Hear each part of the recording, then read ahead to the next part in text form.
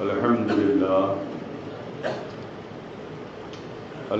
لله نعبده ونستعينه ونستغفره ونؤمن به ونتوكل عليه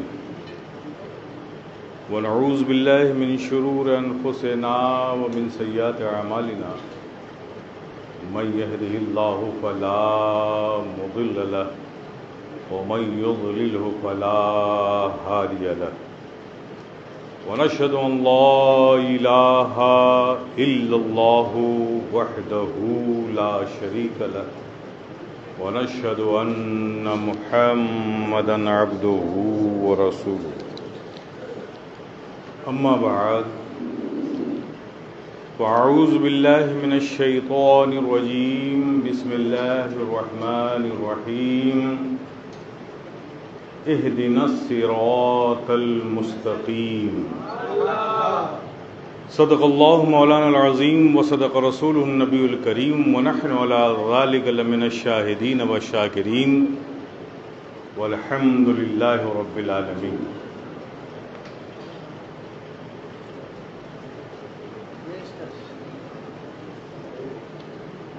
السلام علیکم. وعلیکم السلام.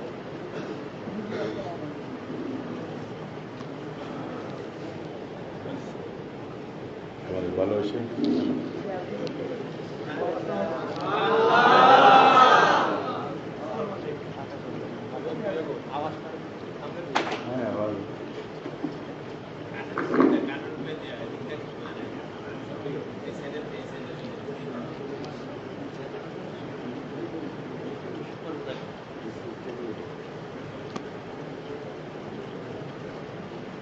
بارگاہ رسالت اور آل رسالت میں محبت سے جھوم جھوم کر اپنے انداز میں درود پاک پڑھیں. اللہم صلی علی سیدنا مولانا محمد وعلی آل سیدنا سیدنا مولانا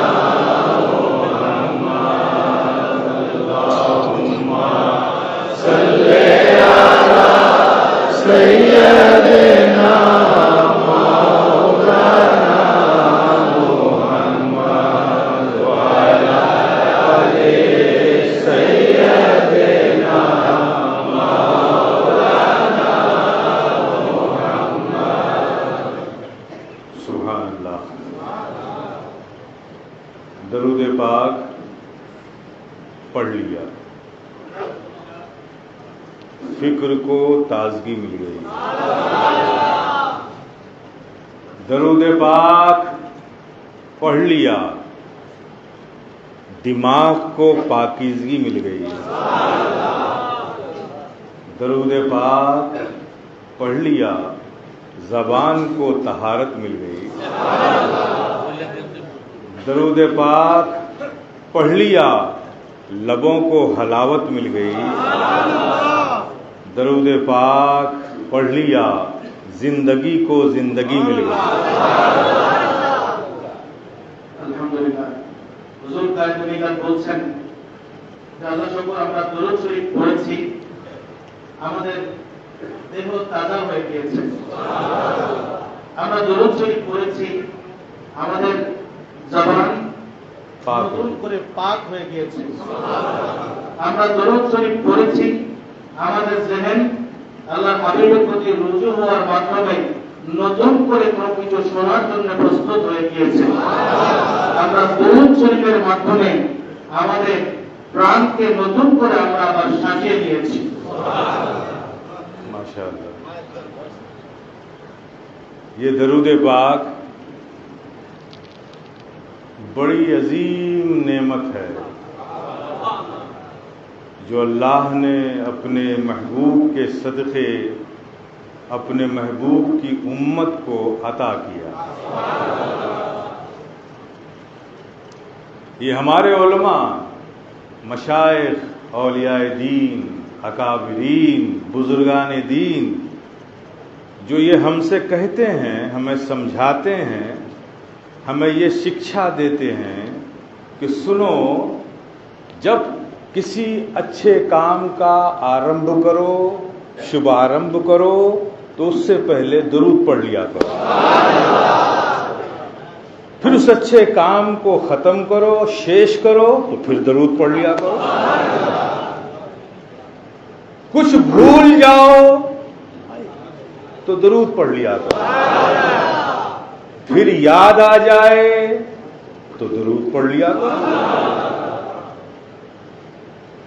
کوئی یتیم بچہ نظر آئے، سر پہ محبت کا ہاتھ رکھو اور درود پاک پڑھ لیا کرو۔ کوئی غم آ جائے تو درود پاک پڑھ لیا کرو، پھر غم سے چھٹکارا مل جائے تو درود پاک پڑھ لیا کرو۔ یہ بڑی عظیم نعمت ہے، یہ جو ہمارے بزرگ، ہمارے اولیاء دین، ولی اللہ، اکابرین، علماء دین ہم سے کہتے ہیں، یہ لوگ نادان نہیں ہیں، یہ بڑے ہوشیار لوگ ہیں۔ یہ جو ہم سے کہتے ہیں کہ سنو، اللہ کی بارگاہ میں دعا کرنی ہے، اپنی تمنا کو، اپنی خواہش کو رب کی بارگاہ میں پیش کرنا ہے، تمنا کرنا ہے، رب سے دعا کرنا ہے، تو سنو، دعا کرنے سے پہلے درود پڑھ لیا کرو، اور جب درود پڑھ چکو تو پھر دعا کر لیا کرو، اور پھر جب دعا کر چکو تو پھر درود پڑھ لیا کرو۔ یہ جو ہمارے مشائخین اولیاء دین ہمیں یہ بتاتے ہیں، یہ شکشا دیتے ہیں، کیوں؟ اس لیے کہ جب ایک مومن بندہ درود پاک پڑھتا ہے، اس کے لب پر جیسے درود کے شبد آتے ہیں، آسمان سے فرشتے اتر پڑتے ہیں، اور درود کے ہر شبد کو بٹول لیتے ہیں، سمیٹ لیتے ہیں، ہر شبد کو چن لیتے ہیں، بٹول لیتے ہیں۔ تو ترتیب کیا دی؟ پہلے درود، پھر دعا، پھر درود، تاکہ فرشتے جب درود کے شبد لینے آئیں تو چاہے ادھر سے لیں، چاہے ادھر سے لیں، جدھر سے لیں، دو درودوں کے بیچ میں رکھی ہوئی تمہاری دعا بھی اٹھتی چلی جائے۔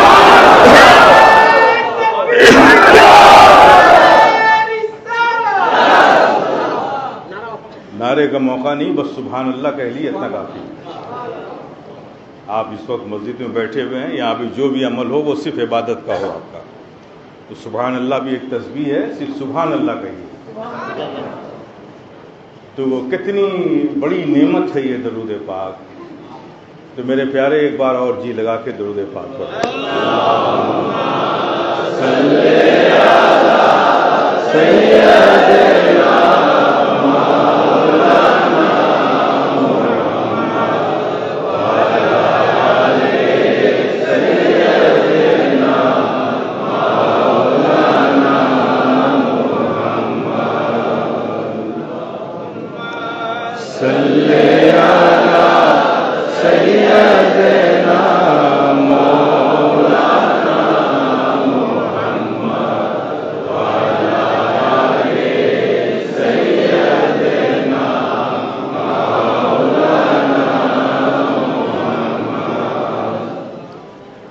اہدنا الصراط المستقیم، اے اللہ ہمیں سیدھے راستے پر چلا، سیدھے راستے پر چلا۔ اللہ کا شکر ہے کہ ہم سب اس کے گھر میں، یہاں دنوں میں سب سے بڑا دن سید الایام جسے جمعہ کہتے ہیں، اس جمعے کے دن اللہ کے گھر میں اللہ کی عبادت کے لیے حاضر آئے ہیں۔ اللہ ہم سب کی عبادتوں کو، سجدوں کو قبول فرمائے، اور یہ دعا بھی قبول فرمائے کہ اللہ ہمیں سیدھے راستے پر چلا۔ میرے پیارے، رب کا بڑا عظیم فضل ہے، آپ سوچتے نہیں، وچار نہیں کرتے، آپ دھیان نہیں دیتے۔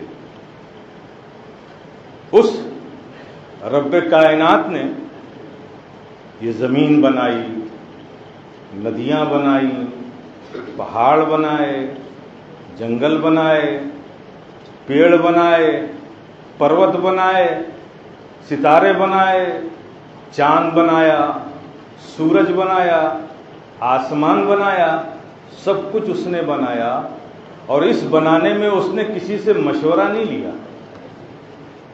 کیونکہ جب یہ بنا رہا تھا تو کوئی تھا ہی نہیں، صرف اللہ ہی اللہ، اللہ ہی اللہ تھا، تو جو چاہا اس نے بنا دیا، فعال لما یرید، جو چاہا اس نے بنا دیا، چاہا چمکتا ہوا سورج بنا ڈالا، چاہا چمکتا ہوا چاندنی بکھیرتا چاند بنا ڈالا، چاہا ستاروں کی انجمن بنا ڈالی، چاہا آسمان بنا ڈالا، چاہا بہتی ہوئی ہوا بنا ڈالی، چاہا بہتی ہوئی ندی بنا ڈالی، چاہا پروت بنا ڈالے، چاہا ورکش بنا ڈالے، پیڑ بنا ڈالے، پیڑ میں پتے بنا ڈالے، چاہا نباتات بنا ڈالا، چاہا جمادات بنا ڈالا، جو چاہا کیا۔ لیکن میرے پیارے ذرا سوچو، وہ یہ سب کچھ جب بنا رہا تھا، گلیوں میں پھرنے والا آوارہ کتا اگر تمہیں بھی ان میں سے کچھ بنا دیتا تو کیا کرتے؟ وہ بنا رہا تھا جنگل میں پیڑ میں پتا، اگر تمہیں بھی کسی ورکش کا پتا بنا دیتا تو کیا کرتے؟ ارے کیا کرتے؟ ذرا سے ہوا چلتی اور ہلتے رہتے۔ لیکن میرے پیارے غور کرو کہ ہمارا رب کتنا کریم، اس کا احسان ہم پر کتنا عظیم کہ وہ یہ سب کچھ بنا رہا تھا لیکن ہمیں ان میں سے نہیں بنایا تو اشرف المخلوقات بنایا، انسان بنایا، اشرف المخلوقات بنایا، انسان بنایا۔ اور میرے پیارے انسان بنایا تو میرے پیارے انسان بھی دنیا میں کئی طرح کے، انسان بھی دنیا میں کئی طرح کے ہیں، کافر ہیں، مرتد ہیں، موحد ہیں، کئی طرح کے انسان۔ لیکن ہمارا رب کتنا کریم ہے، اس کا احسان کتنا عظیم ہے کہ انسان بنایا اور ان میں سے نہیں بنایا تو مومن بنایا، مومن بنایا۔ میرے پیارے یاد رکھا کرو، یاد کیا کرو اپنے رب کے احسان کو کہ رب نے ہماری جانوں پر کتنا احسان کیا ہے۔ میرے پیارے مومن بنایا، مومن تو اور بھی ہیں، مومن تو اور بھی ہیں۔ ہر نبی کے زمانے میں جو اس نبی کا وفادار تھا، امتی تھا، مومن تھا۔ حضرت ابراہیم کے زمانے میں جو ان کا امتی وفادار تھا، مومن تھا۔ حضرت اسماعیل کے زمانے میں جو ان کا امتی وفادار تھا، مومن تھا۔ حضرت موسیٰ کے زمانے میں جو ان کا امتی وفادار تھا، مومن تھا۔ حضرت عیسیٰ کے زمانے میں جو ان کا امتی وفادار تھا، مومن تھا۔ حضرت صالح کے زمانے میں جو ان کا امتی وفادار تھا، مومن تھا۔ حضرت زکریا کے زمانے میں جو ان کا امتی وفادار تھا، مومن تھا۔ حضرت ایوب کے زمانے میں جو ان کا امتی وفادار تھا، مومن تھا۔ حضرت یعقوب کے زمانے میں جو ان کا امتی وفادار تھا، مومن تھا۔ حضرت یوسف کے زمانے میں جو ان کا امتی وفادار تھا، مومن تھا۔ حضرت سلیمان کے زمانے میں جو ان کا امتی تھا، وفادار تھا، مومن تھا۔ یہ سب مومن تھے، لیکن ہمارا رب کتنا کریم، اس کا احسان کتنا عظیم، مومن بنایا لیکن کسی اور زمانے میں نہیں بنایا تو اپنے محبوب کے زمانے میں۔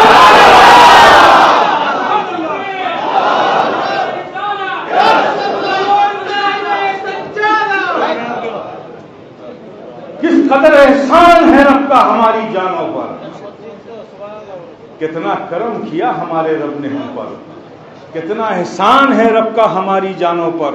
کسی اور زمانے میں نہیں، محبوب کے زمانے میں بنایا۔ اچھا، محبوب کے زمانے میں بنایا۔ اور آگے دیکھو رب کی رحیمی اور کریمی کو کہ ہمارا رب کتنا کریم، اس کا احسان کتنا عظیم. محبوب کے زمانے میں بنایا تو محبوب کے زمانے میں کچھ وہ بھی تھے جو طائف کی گلیوں میں راہوں میں کانٹے بچھا رہے تھے, کچھ وہ بھی تھے جو نبی کو ساحر کہہ رہے تھے, کچھ وہ بھی تھے جو نبی کو دیوانہ کہہ رہے تھے, کچھ وہ بھی تھے جو نبی پہ اسٹون تھروئنگ کر رہے تھے, کچھ وہ بھی تھے جو نبی کی بارگاہ کے گستاخ و بے ادب بن رہے تھے. نبی کے زمانے میں وہ بھی تھے, لیکن ہمارا رب کتنا کریم, اس کا احسان کتنا عظیم کہ ہمیں بنایا, محبوب کے زمانے میں بنایا, لیکن ان میں سے نہیں بنایا. بنایا تو محبوب کا وفادار بنایا, محبوب کو درود و سلام پڑھنے والا بنایا.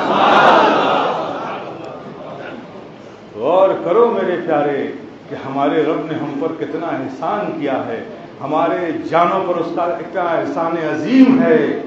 میرے پیارے ذرا تصور کرو, جس چیز کو ہمیں سب سے اشرف المخلوقات بنایا, تمام مخلوق میں اشرف بنایا, اور اشرف بنا کر کتنا کرم کیا ہم پر کہ ہمیں جس چیز کی ضرورت زیادہ تھی رب نے ہمیں اسے زیادہ عطا فرمایا. آپ سمجھ گئے نا کیا نظام بنایا ہے رب نے.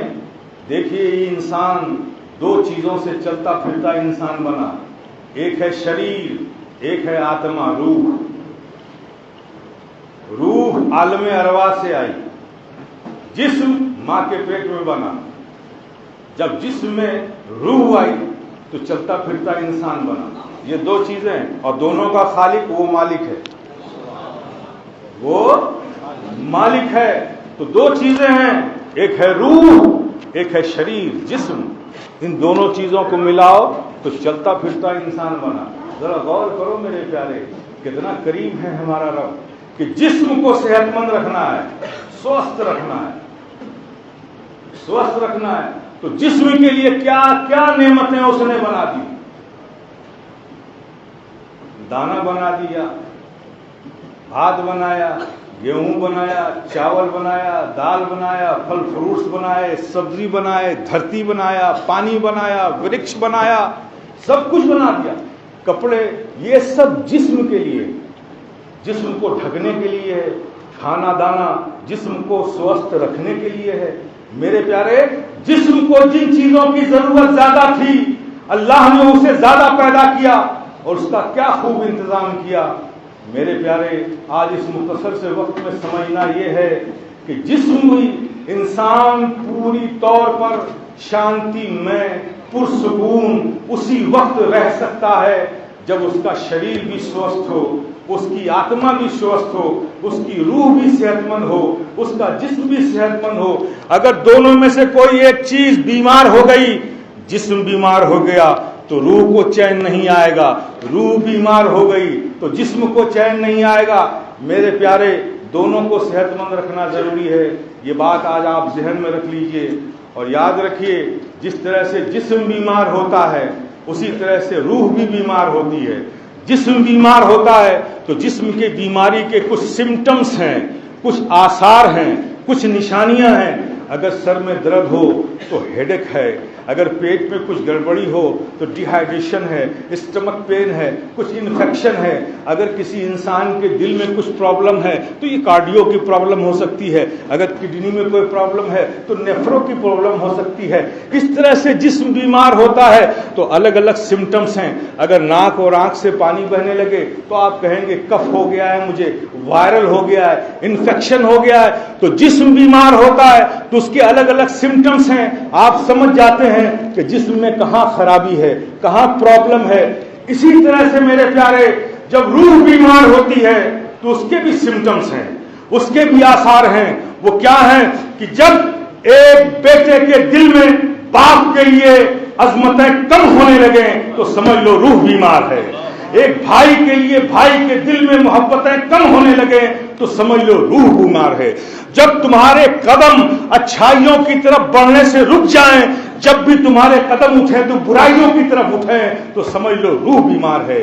کسی غریب اور کسی غمزدہ اور کسی پریشان حال انسان کو دیکھ کر اگر تمہارے سینے میں دیا کی لہریں نہ اٹھیں تو سمجھ لو روح بیمار ہے.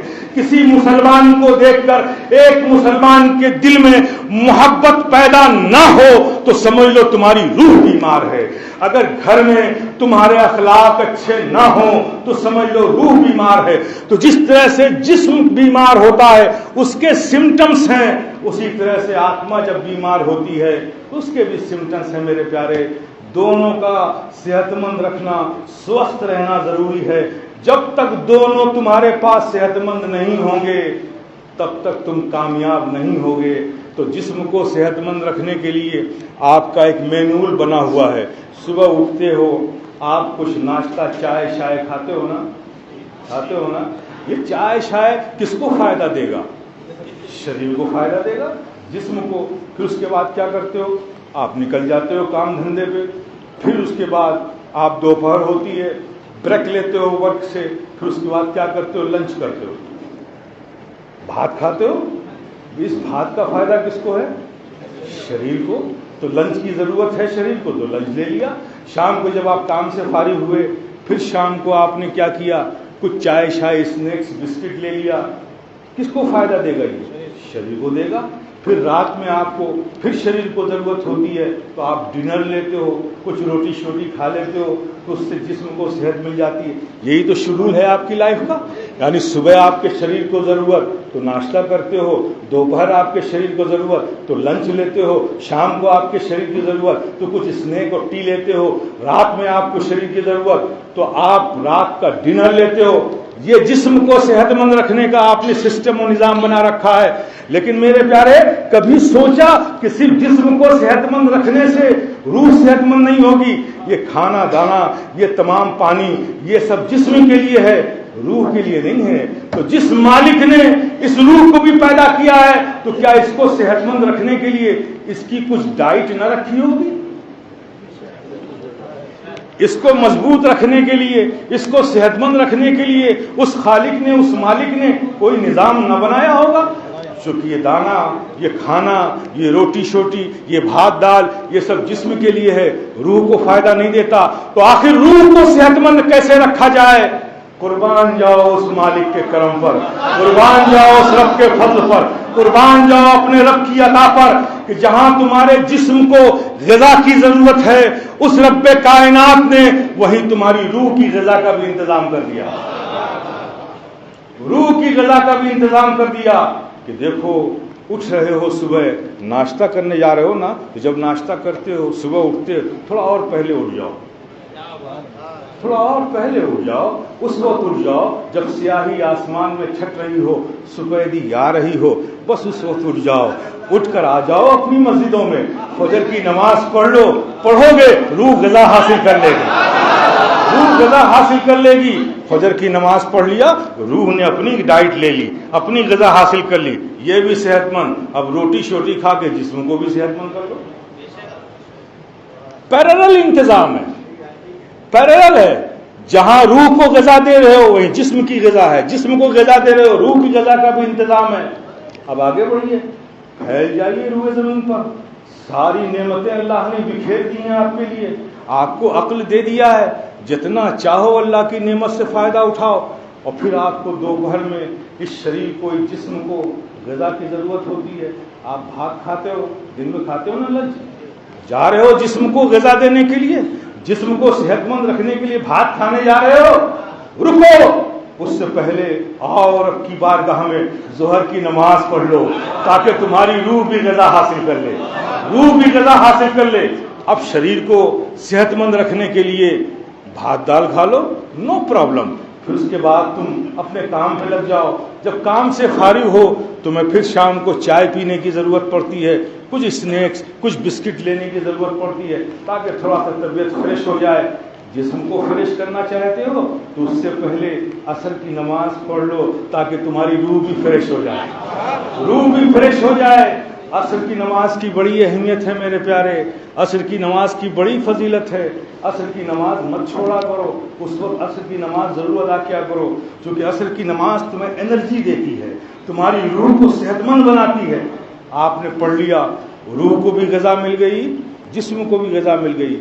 اب رات میں پھر تمہیں ڈنر لینے کی ضرورت ہے، رات میں کھانا کھاؤ گے، ڈنر لو گے، اس سے پہلے روح کو غذا دے لو، مغرب کی نماز پڑھ لو، مغرب کی نماز پڑھ لو گے، روح اپنی غذا حاصل کر لے گی، رات کا کھانا کھا لو گے، جسم اپنی غذا حاصل کر لے گی۔ جب دونوں کو برابر ڈائٹ ملتی رہے گی تو دونوں سوستھ رہیں گے، شریر بھی سوستھ رہے گا، آتما بھی سوستھ رہے گی۔ جب دونوں سوستھ رہے گی تو تمہاری زندگی میں سکون ہی سکون ہوگا، بے قراری نہیں ہوگی، بے چینی نہیں ہوگی، اضطراب نہیں ہوگا، کوئی بھے نہیں ہوگا، کوئی خوف نہیں ہوگا، چونکہ شریر بھی سوستھ ہے، جسم بھی سوستھ ہے۔ جب دونوں صحت مند ہے تو تمہاری لائف اچھی ہوگی۔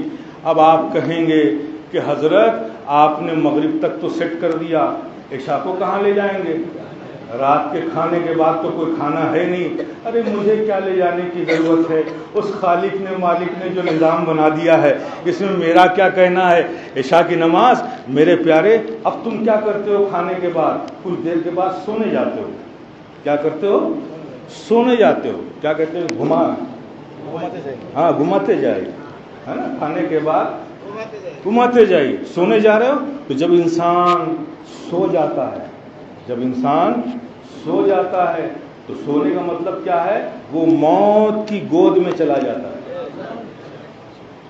جب ایک انسان سوتا ہے تو موت کی گود میں چلا جاتا ہے۔ اب وہ صبح زندہ اٹھتا ہے تو رب کا فضل ہے، احسان ہے کہ اللہ نے اسے زندگی عطا کی، ورنہ سونے کی حالت ہے مطلب موت کی حالت ہے۔ آپ سو گئے گویا موت کی گود میں چلے گئے، اب صبح اٹھے تو اللہ کا فضل ہے کہ اللہ نے آپ کو زندگی عطا کی۔ تو میرے پیارے سنو، جب تم سونے جا رہے ہو یعنی تم موت کی گود میں جا رہے ہو، تو اس سے پہلے عشاء کی نماز پڑھ لو، اس سے پہلے عشاء کی نماز پڑھ لو، تاکہ اگر سونے میں اللہ نے تمہاری روح کو بلا لیا، تمہاری روح کو طلب کر لیا، تو تمہاری روح اس کی بارگاہ میں اس کی بندگی لیے ہوئے جائے، اس کی عبادت لیے ہوئے جائے، اس کی اطاعت لیے ہوئے جائے۔ کیا نظام بنایا ہے میرے پیارے، کیا نظام بنایا ہے۔ اور یہیں پر ایک بات اور کہہ دوں، یہ تو صحت ڈائٹ کی بات ہو گئی، اب بیماری کی بات بھی سن لیجئے۔ تو جسم بیمار ہوتا ہے، جہاں بھی پرابلم ہوتی ہے اس کے اسپیشلسٹ اس دنیا میں موجود ہیں۔ اگر ہارٹ بیمار ہو جائے تو کارڈیولوجسٹ موجود ہیں، اگر پیٹ میں کچھ گڑبڑی ہو جائے تو گیسٹرولوجسٹ موجود ہیں، اگر کڈنی میں کوئی پرابلم ہو جائے تو نیفرولوجسٹ موجود ہیں، اگر دماغ میں کوئی پرابلم ہو جائے تو نیورولوجسٹ موجود ہیں۔ جتنی بھی بیماریاں ہیں اس کے سب اسپیشلسٹ دنیا میں موجود ہیں۔ آپ ان سے کانٹیکٹ کرتے ہو، ان سے ایڈوائز کرتے ہو، ان کو دکھاتے ہو۔ لیکن میرے پیارے، اگر روح بیمار ہو جائے تو اس کے کون سے ڈاکٹر ہیں؟ اس کے لیے ہم کہاں جائیں گے؟ اس کا علاج کہاں کرائیں گے؟ میرے پیارے، روح بیمار ہو جائے تو اس کا علاج، اس کے ڈاکٹر کون ہیں؟ تو میرے پیارے، اللہ نے اس کا بھی نظام بنا رکھا ہے۔ اپنے ان دوست بندوں کو روح زمین پر پھیلا کر یہ روحانی تاجدار ہے، اگر روح بیمار ہو جائے تو ان روحانیت کے تاجداروں کی بارگاہ میں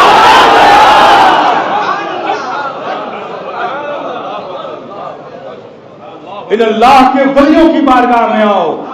یہ جسم نہیں، یہ روحانیت والے ہیں، اسپریچولیٹی ہے، اسپریچول ہے، یہ روحانیت والے ہیں۔ روح بیمار ہو جائے تو یہ سب روح کے ڈاکٹر ہیں۔ اگر وہ چیز جو دنیا میں نہیں ملتی میرے پیارے، مجھے بتاؤ نا، اگر کسی کا کریکٹر خراب ہو جائے، اگر کسی کا کریکٹر لوز ہو جائے تو مجھے بتاؤ، کریکٹر کو اچھا بنانے کے لیے دنیا کی کس انڈسٹری میں، دنیا کے کس لیب میں کوئی کیپسول یا کوئی ٹیبلٹ یا کوئی سیرپ ایسی بتاؤ نا کہ جو بنتی ہو جسے پی لینے سے کریکٹر اچھا ہو جائے؟ دنیا کی کسی فیکٹری میں نہیں۔ ہاں، کپڑا گندا ہو جائے تو اس کے لیے دنیا کے پاس ڈفرینٹ ڈٹرجنٹ سوپ موجود ہیں، آپ کپڑے صاف کر لو گے۔ دیوار گندی ہو جائے تو ڈفرینٹ ٹائپ کے پینٹس موجود ہیں، دیوار صاف کر لو گے۔ لیکن اگر کسی کا اخلاق گندا ہو جائے، کسی کا بیہیویئر گندا ہو جائے تو اس کو صاف کرنے کے لیے دنیا کے کس لیب میں، دنیا کی کس انڈسٹری میں وہ کون سی چیز بنتی ہے جس سے ہم اپنے اخلاق کو اچھا بنا سکیں. لیکن میرے پیارے، یہ محبت، یہ اخلاق، یہ حسن کردار، یہ وہ نعمتیں ہیں جو دنیا کی کسی انڈسٹری میں اس کی کوئی دوا نہیں ملتی. اگر ملتی ہے تو یہ ولیوں کی بارگاہ میں ملتی ہے. اگر تمہارے اندر محبتوں کی کمی ہو جائے تو آؤ ان چوکھٹوں پر کھڑے ہو کر ان سے محبت کی بھیک مانگو، چونکہ یہ وہ لوگ ہیں جو زندگی بھر دنیا کو محبت بانٹتے رہے. محبت ان کے پاس ہے تو محبت یہی دیں گے. یہ وہ لوگ ہیں جن کے حسن سے کردار کے حسن سے دنیا ان کے قدموں پر جھکتی رہی. اگر کردار میں حسن چاہتے ہو تو وہ وہی دے گا جس کے پاس کردار کا حسن ہو. تو کردار کا حسن چاہیے تو ان اولیاء کرام کی بارگاہ میں آؤ، تمہارے کردار میں خوبصورتی پیدا ہو جائے گی. میرے پیارے، سب کچھ موجود ہے، لیکن ہماری حالت یہ ہے کہ ہم دریا کے کنارے بیٹھے ہوئے ہیں، پانی بہہ رہا ہے، سب کچھ ہے، لیکن پھر بھی چلا رہے ہیں کہ ہم پیاسے ہیں. ارے میرے پیارے، پانی بھی ہے، پیاس بھی ہے، ہاتھ بڑھاؤ نا، پانی اٹھاؤ، ہوٹل لاؤ، پی لو. ساری نعمتیں تو اللہ نے تمہیں عطا فرما دی ہیں، پھر یہ تم بے چین کیوں ہو؟ بڑھاؤ اپنے قدموں کو. جہاں تم نے جس راہ پہ اپنے قدم کو ڈال رکھا ہے واپس آؤ. ہم سب کا رب، وہ بے نیاز مالک ہم سب سے کہتا ہے کہ آ جاؤ میری طرف. کس چیز نے روکا ہے تمہیں میری طرف آنے سے؟ یہ رب کائنات کہتا ہے، ہم سب سے کہتا ہے آ جاؤ میری طرف. میری نعمتیں، میرا فضل، میرا کرم، میری عطا تمہارے لیے ہے. آ جاؤ میری طرف. تم جہاں کھڑے ہو وہاں میرا فضل نہیں پہنچے گا. جہاں میں چاہتا ہوں وہاں کھڑے ہو جاؤ تو فضل ہی فضل ہے، عطا ہی عطا ہے، نعمت ہی نعمت ہے، کرم ہی کرم ہے، انعام ہی انعام ہے. تو میرے پیارے، ہم سب کو چاہیے کہ اپنے آپ کو پہچانیں، اپنے آپ کو پہچانیں. وی آر مسلم. یہ فخر کی چیز ہے کہ ہم مسلمان ہیں. دنیا کے کسی انسان کے لیے، دنیا کسی بھی کنٹری کے کسی بھی انسان کے لیے اللہ نے یہ نہیں کہا ہے میرے پیارے، نہیں کہا ہے. نہ چائنیز کے لیے کہا، نہ امریکنس کے لیے کہا، نہ برٹشرز کے لیے کہا، نہ جیپنیز کے لیے کہا، نہ کورین کے لیے کہا، نہ رشین کے لیے کہا، نہ سوئس کے لیے کہا. کسی کے لیے نہیں کہا ہے. کہا ہے تو صرف اپنے محبوب کی امت کے لیے کہا ہے. کیا کہا ہے؟ کنتم خیر امت اخرجت للناس. تم ہی بہترین امت ہو جسے ہم نے لوگوں سے نکالا. یہ خیر امت کا خطاب میرے پیارے، اس دنیا گیتی پر اگر کسی کو اللہ نے خیر امت کا ٹائٹل دیا ہے تو تمہیں دیا ہے، تمہیں دیا ہے، اپنے محبوب کی امت کو دیا ہے. بہترین امت تمہیں کہا ہے، خیر امت سے تمہیں نوازا گیا ہے، خیر امت کا تاج تمہارے سروں پر رکھا گیا ہے نا افسوس کی بات؟ وہ creator whole of the world, وہ رب السماوات والارض، وہ خالق کائنات، وہ مالک کائنات ہمیں کہہ رہا ہے کہ تم بہترین امت ہو، اور ہم کہہ رہے ہیں کہ امریکن بڑے ہی ترقی یافتہ ہیں، یہ جیپنیز بہت آگے ہیں، بہت ایڈوانس ہیں. وہ ہمیں کہہ رہا ہے کہ ہم اچھی امت ہیں.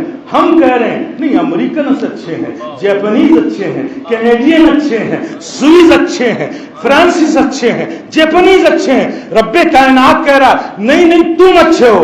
ہم کہتے ہیں وہ اچھے ہیں. ذرا اپنے اعمال کا محاسبہ کرو میرے پیارے.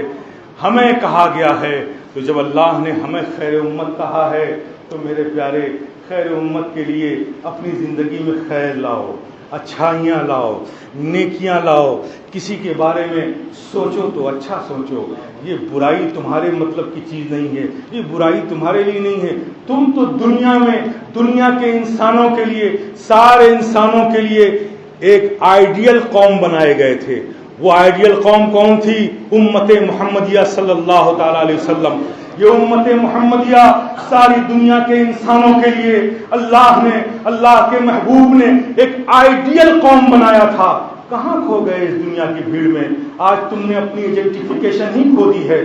میرے پیارے، دوسرے انسانوں کی طرح صرف کھانا پینا، بچے پیدا کرنا، اپنا سکسیسر کھڑا کرنا، پراپرٹی جائیداد بنانا، یہ دنیا کا مقصد ہے۔ لیکن میرے پیارے، یہ قوم مسلم کا مقصد نہ ماضی میں کبھی تھا، نہ مستقبل میں کبھی ہونا چاہیے، آج ہے۔ اسی وجہ سے ہم دنیا میں کھو گئے ہیں۔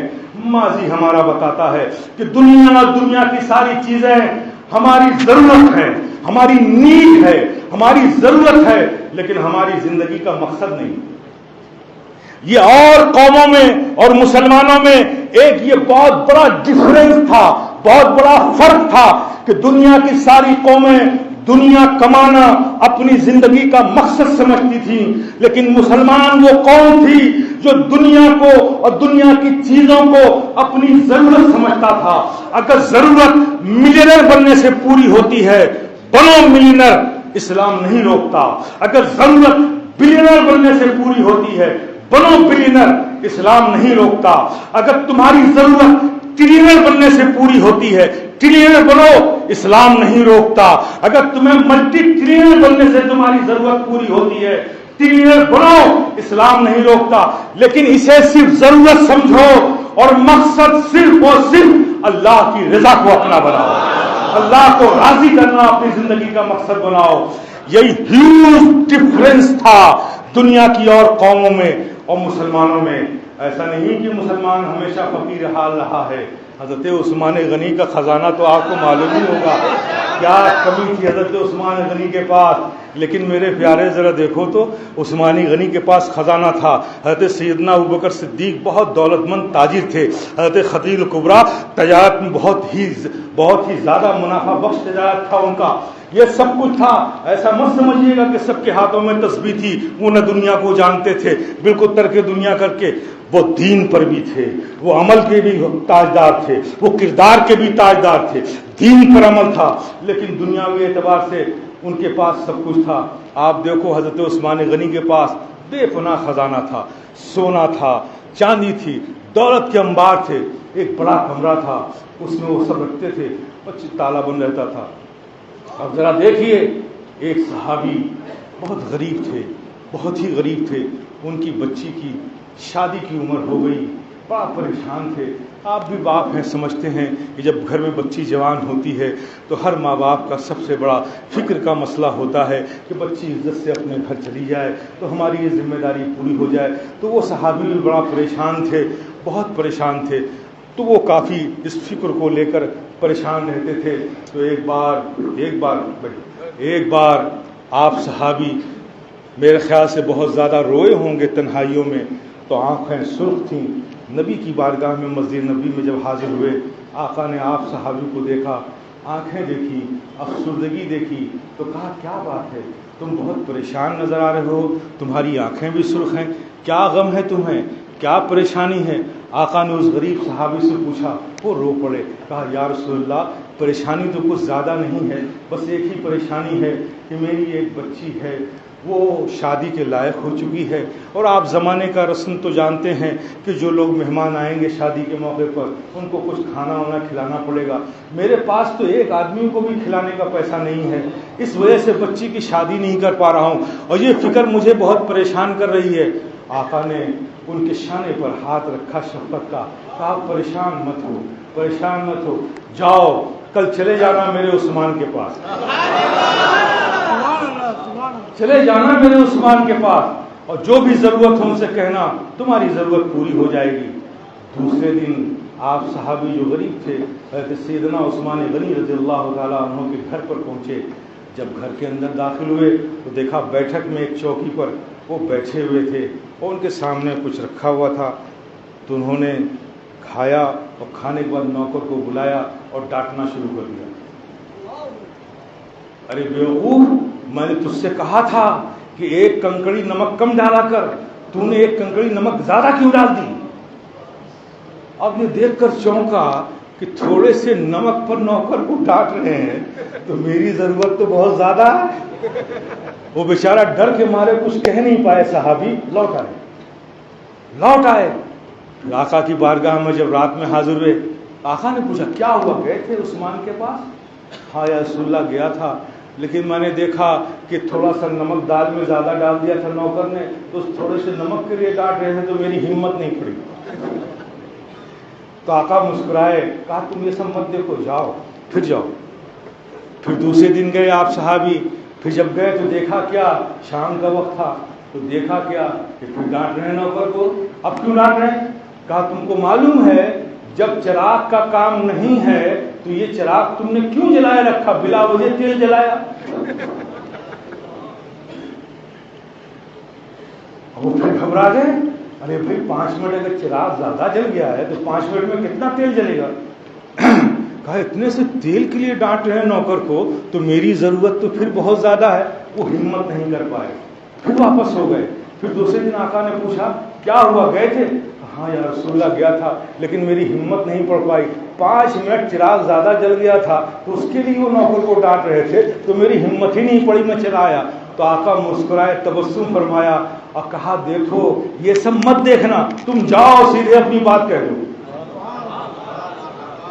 آقا نے ہمت دی۔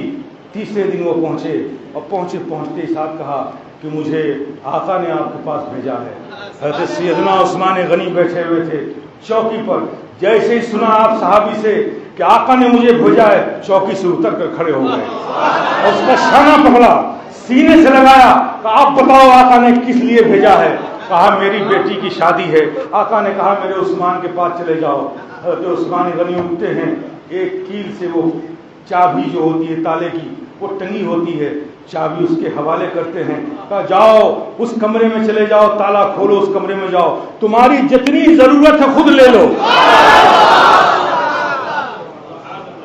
تمہاری جتنی ضرورت ہے جا کر لے لو۔ حضرت سیدنا عثمان غنی ساتھ گئے بھی نہیں، چابی دے دیا، جتنا چاہو لے لو۔ اب ذرا سمجھیے آپ کس طرح کے ہماری تاریخیں ہیں میرے پیارے، یہ ہیں ہمارے صحابہ کرام، یہ ہے ان کی آئیڈیل زندگی جو ساری دنیا کے لیے ہدایت بن گئی، جو ساری دنیا کے لیے ایک مشعل راہ بن گئی، جو ساری دنیا کے لیے رہنمائی کرتی ہوئی نظر آتی تھی کہ ضرورت جتنی تھی اتنا استعمال کیا، باقی صرف اللہ کی رضا میں اپنی زندگی کو صرف کر دیا، اپنے مال کو اللہ کی رضا میں قربان کر دیا۔ یہ ہے ہمارے اسلاف کی زندگی میرے پیارے۔ اس لیے میں کہتا ہوں کہ اے مسلمانوں اپنے آپ کو پہچانو، تم دنیا میں دوسری قوموں کی طرح نہیں ہو کہ صرف کھانا پینا، دولت اکٹھا کرنا، اچھے مکان بنانا، پراپرٹیز بنانا اور اپنا سکسیسر چھوڑ کے دنیا سے چلے جانا۔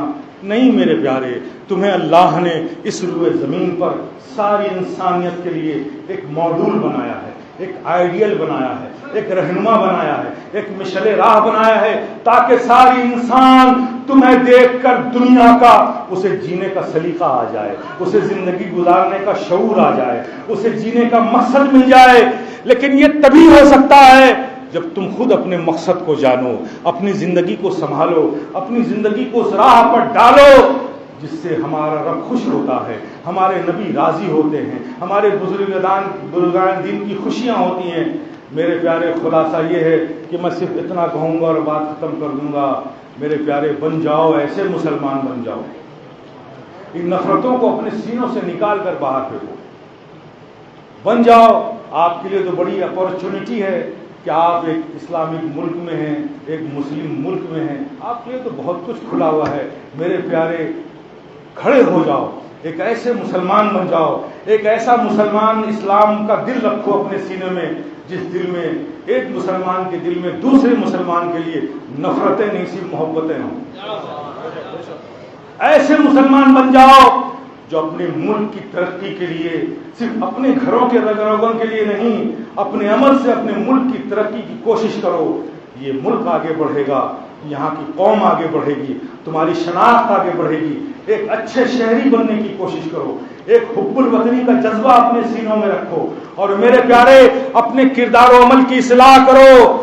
ایک مسلمان دوسرے مسلمان سے نفرت کرنے کے لیے پیدا نہیں کیا گیا ہے، وہ پیدا کیا گیا ہے تو محبت کرنے کے لیے پیدا کیا ہے۔ یہ بزرگان دین کی زندگی، یہ ان کی زندگی کا ہر وقت، ہر زمانہ ہمیں یہی تعلیم دیتا ہے، یہی ایجوکیٹ کرتا ہے کہ نفرت کسی کے لیے نہیں، محبت سب کے لیے ہونی چاہیے۔ محبت کو عام کرو، اپنی زندگی کو بدلو۔ کسی سے بغض عناد کینہ اس رکھنے سے تمہیں کوئی فائدہ نہیں ملے گا میرے پیارے. یہ جیلسی، یہ جلن، یہ حسد جو آپ کے دلوں میں ہے میرے پیارے کتنی خطرناک چیز ہے. کبھی آپ نے سوچا آپ کو کسی سے جیلسی ہو گئی، حسد ہو گئی، تو جس سے ہوئی اس کو تو پتہ نہیں کہ آپ اس سے جلتے ہیں، اس سے حسد کرتے ہیں. تو وہ تو سو رہا ہے آرام سے اور آپ اس کے حسد میں رات بھر جاگ رہے ہیں. اب حسد ایک ایسی چیز ہے جس نے دوسرے کو پریشان بعد میں کیا، آپ کو پہلے ہی جلایا. تو ایسی بیکار سی چیزوں کو اپنے سینوں میں نہ رکھو، بلکہ سارے مسلمان مل کے محبتوں کے ساتھ اپنی زندگی کے کاروان کو آگے گزارو. ایک دوسرے کے لیے مدد کے ہاتھ بڑھاؤ، ایک دوسرے کے لیے اپنے سینوں میں کشادگی پیدا کرو، حب الوطنی کا جذبہ رکھو اور اپنے ملک کو ترقی دو، اپنے آپ کو ترقی دو. اور جو کچھ بھی تمہاری ضرورت ہے اسے دنیا سے حاصل کرو، لیکن ضرورت سمجھ کے اسے مقصد مت بناؤ.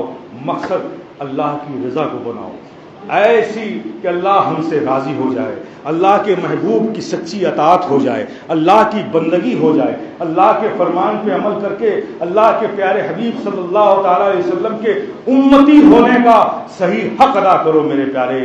اس لیے کہ مسلمانوں کی جو ریئل لیڈرشپ ہے، حقیقی لیڈرشپ کا نام محمد عربی صلی اللہ تعالی علیہ وسلم ہے. ہماری ریئل لیڈرشپ کیا ہے؟ محمدی. چونکہ دنیا ہمیں کسی اور نام سے نہیں جانتی، ہمیں عبدالسلام ابوالکلام کے نام سے نہیں جانتی. دنیا ہمیں جب ایڈریس کرتی ہے تو امت محمدیہ کے نام سے ایڈریس کرتی ہے. ہم پہچانے جاتے ہیں محمد مصطفیٰ صلی اللہ تعالی علیہ وسلم کی غلامی کے عنوان سے پہچانے جاتے ہیں، غلامی کی نسبت سے پہچانے جاتے ہیں. دنیا ہمیں کہتی ہے کہ مسلم ہے، یہ قوم محمد عربی کی ہے، امت محمدیہ ہے. یہی ہماری شناخت کل بھی تھی، یہی ہماری شناخت آج بھی ہے، اور یہی ہماری شناخت صبح قیامت تک رہے گی. اور یہی شناخت کے ساتھ ہم حشر کے میدان میں اٹھیں گے. پرچم امت محمدیہ ہمارے ہاتھوں میں ہوگا. سارے لوگ ادھر ادھر مارے پھریں گے، لیکن اسی حشر کے میدان میں امت محمدیہ کا پرچم جب ہمارے ہاتھوں میں ہوگا تو لوگ ہمیں بتائیں گے کہ تم ادھر ادھر مت جاؤ، تمہارے نبی تو وہ مقام محمود پر کھڑے ہیں، ادھر چلے جاؤ. لوگ بھٹک رہے ہوں گے اور لوگ ہمیں راستہ بتا رہے ہوں گے. تم یہاں کیوں کھڑے ہو؟ تمہارے نبی اس مقام محمود پر کھڑے ہیں، تمہارا انتظار کر رہے ہیں، تمہاری شفاعت کے منتظر ہے. اے امت محمدیہ ادھر ادھر مت بھٹکو. آج تو تمہارا دن ہے، تمہارے نبی کا دن ہے، تمہارے آقا کا دن ہے. آج تو تم بخشے ہی جاؤ گے. ہو سکتا ہے کہ تمہارے صدقے میں ہم بھی بخش دیے جائے. امید لگائے ہوئی ساری انسانیت حشر کے میدان میں کھڑی ہوگی. میرے پیارے اس کو اپنے دل و دماغ بساؤ، اس پر فخر کرو، تحدیث نعمت کے طور پر فخر کرو کہ we are Muslim, we are Muslim, we are Muslim. یہ فخر کا احساس تمہارے دلوں میں ہونا چاہیے. ہم دنیا کی دوسری قوموں کی طرح نہیں ہیں، ہم مسلمان ہیں، امت محمدیہ ہیں. وہ قوم ہے جو زمین پر انقلاب برپا کر دیتے ہیں. وہ قوم ہے کہ جب ریگستانوں میں، ڈیزرٹ میں ہمارے قدم پڑتے ہیں تو اللہ پاک وہاں شادابیاں پیدا کر دیتا ہے. ہم وہ قوم ہیں کہ پہاڑوں کی چٹانوں کے سامنے کھڑے ہوتے ہیں، نعرے تکبیر اللہ اکبر کی صدا لگاتے ہیں تو ہماری آواز جب چٹانوں سے ٹکراتی ہے تو پہاڑ ہمیں راستہ دے دیا کرتے ہیں. ہم وہ قوم ہیں کہ دریائے دجلہ کے کنارے کھڑے ہو کر پانی طوفان مار رہا تھا، طوفان مار رہا تھا، ہمیں اس پار سے اس پار جانا تھا.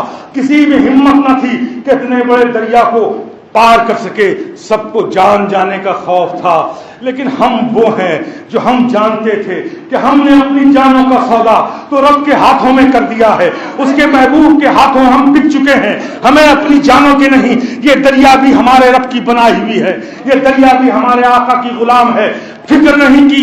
دنیا کہتی تھی کہ اس جنگ میں، اس پانی میں جو اترے گا وہ ہلاک ہو جائے گا، لیکن ہم وہ ہیں کہ دریائے دجلہ کی موجوں کو ہم نے نہیں دیکھا، اپنے گھوڑوں کو دریائے دجلہ میں اتار دیا اور پانی نے ہمیں اس پار سے اس پار اتار دیا. دنیا دیکھ کر یہ حیران تھی क्या समझते हो आज ये बरकतें तुम्हें नहीं मिल सकती, आज ये अजमतें तुम्हें नहीं मिल सकती, आज रब का करम तुम्हारे साथ नहीं हो सकता?